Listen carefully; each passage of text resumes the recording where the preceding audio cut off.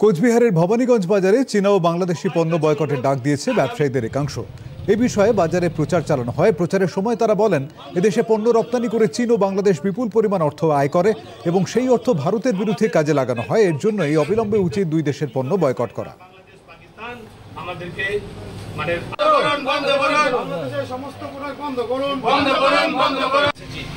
এই যে আপনারা ইলেকট্রিক আইটেম বা বিভিন্ন আইটেম রাখেন, আমাদের সাধারণ ব্যবসায়ীর কাছে একটা অনুরোধ করতে এসেছি যে যেইভাবে ভারত হচ্ছে খুব বড় একটা মার্কেট এবং চাইনিজ আর বাংলাদেশি প্রোডাক্ট এখানে বহুত বিক্রি হয় এবং চায়না আর বাংলাদেশ আমাদের দেশে প্রোডাক্ট বেচে এত টাকা কামাই করে আর ওই টাকা কামাই করার পরে ওই টাকা দিয়ে আমাদের দেশের উপরে আক্রমণ করে। আজকে বর্ডারে আমাদের সৈনিকরা মরতেছে, লড়তেছে আর ওই টাকাটা ওরা এখান থেকে কামাই করে। তাই আজকে আমরা সবাই ব্যবসায়ী মিলে সাধারণ মানুষ ক্রেতা এবং বিক্রেতার কাছে অনুরোধ করতে এসেছি যে আগামী দিনে আমরা চাইনিজ আর বাংলাদেশি প্রোডাক্ট বেচবো না এবং কিনবো না। চায়না আর বাংলাদেশের হাত আর আমরা শক্ত করব না।